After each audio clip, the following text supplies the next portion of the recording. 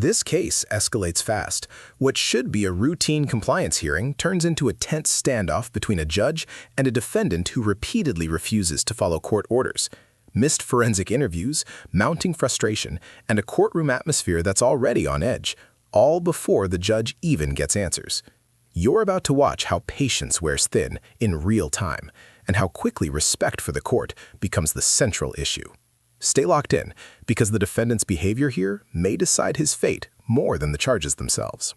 I heard you. I heard everything what you said. You don't gotta explain it no more. I heard you, bro. Yeah, I'm not bro. And I will be there. I am not bro. I will never be your bro. I didn't say bro. I said all right. Do not refer to me that way, because we're going to have a bigger problem. I didn't say bro. Mr. Caldwell, can you unmute your mic and state your name for the record? Demetrius Paul. All right, thank you. What are we doing? Your Honor, the last time we were here, we scheduled this matter for a forensic interview. That date has came and it has passed. Unfortunately, Mr. Caldwell did not make it to that interview, so we're going to need a re-referral. Your Honor, I think this is at least the second one he's missed. Yeah, why is he missing the interviews? Your Honor, I am unsure as why the one was missed on November 3rd. I did have an opportunity to speak with his guardian ad litem, Ms. Graham, who is on here today as well. She's also unaware as to why it wasn't made. Everything was set up for him to appear. He just did not appear. So I'm unsure as to why not, and I know that Ms. Graham is unsure as to why not as well. And I do think it's actually the third one as I look through the notes in my file. It's at least the second one I know for sure. I feel, on behalf of the people, I'm in a different position. Go ahead. And at this point. This is a critical legal turning point. Forensic interviews aren't optional. They're court-ordered evaluations, often tied to mental health assessments or competency. Missing one is serious. Missing two raises red flags. Missing three?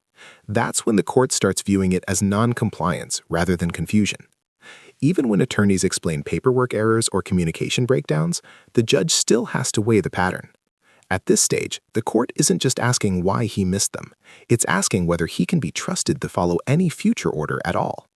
At what point should the court stop rescheduling and start enforcing consequences? We have to get this moved along, and Mr. Caldwell has not appeared. I understand he has mental health issues, and there are difficulties.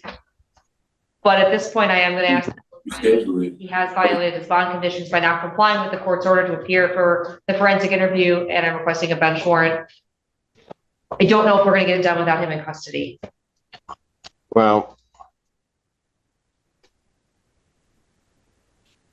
yeah. This is.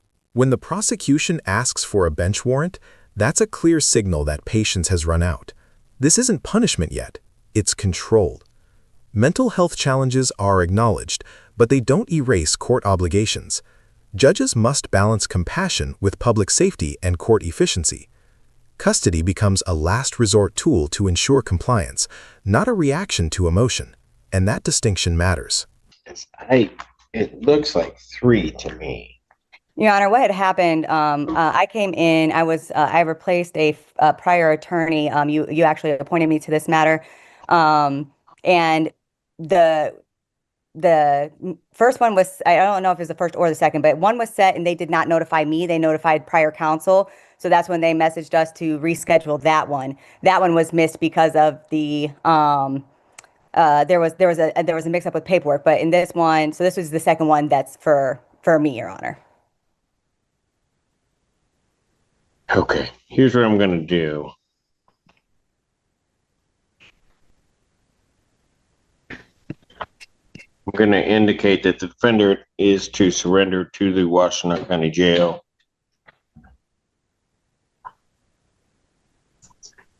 Oh, somebody else has their hand up. I think they lowered it, Judge.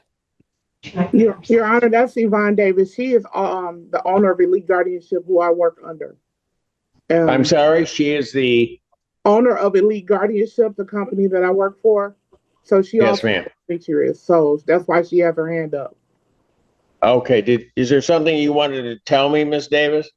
Yes, Your Honor. So unfortunately, Mr. Demetrius Carwell has been very difficult to get him to any appointments. His behavior is disturbing, at least. He's been very disruptive at CMH as he is right now, waiting for his court case.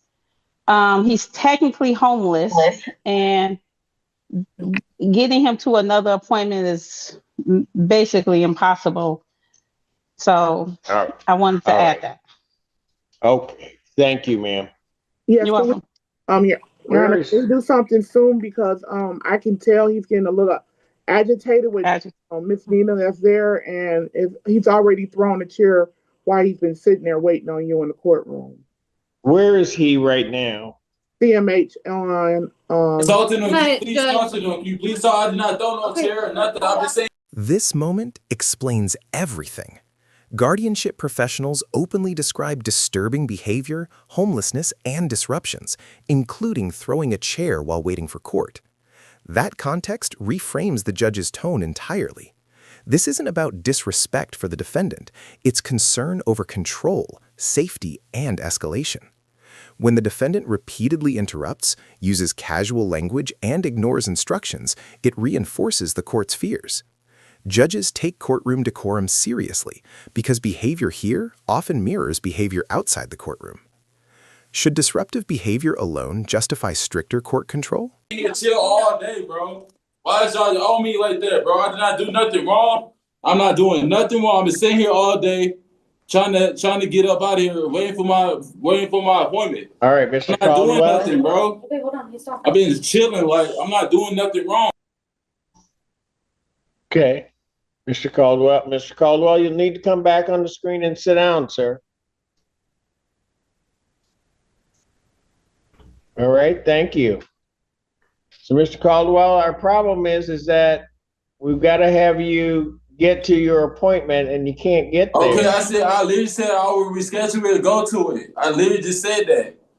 Like, I've been saying that. Okay, but hold on, Mr. Caldwell. We've done that twice now.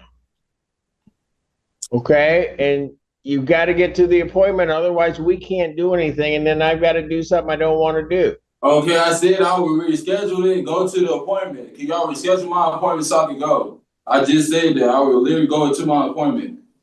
Okay, I'll tell you what, Mr. Caldwell, here's what we'll do. That's all I said. Been done. Said. Mr. Caldwell, listen to me now.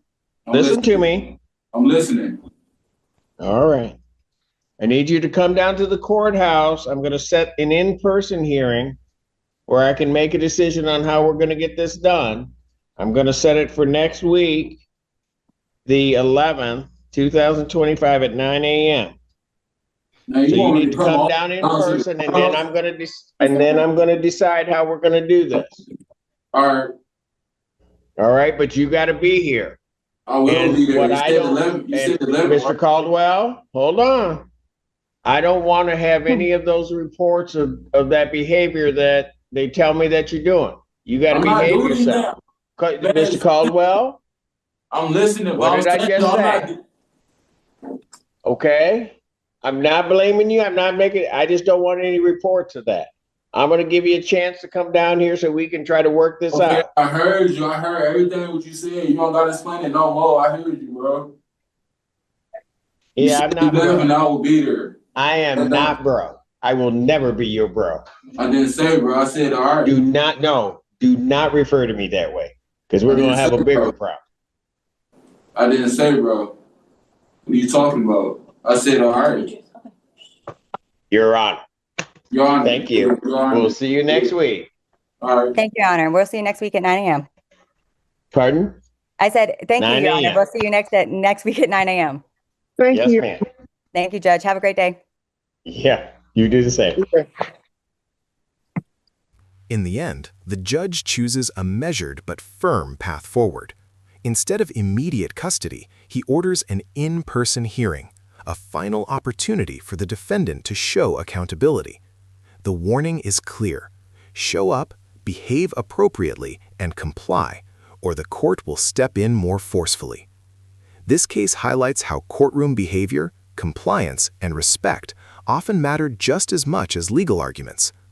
If you found this case as intense as we did, hit that like button, share your thoughts in the comments, and don't forget to subscribe for more jaw-dropping courtroom breakdowns. You do the same, bro, too. What?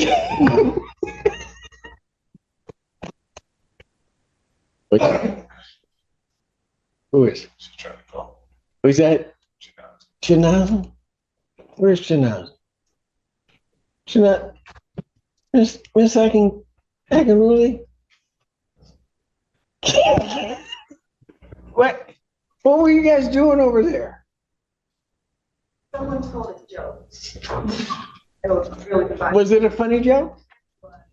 Tell us all, because we heard the laughter, but no, what was the joke?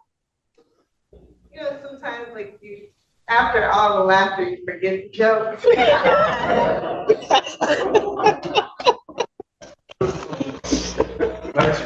Is that how that works?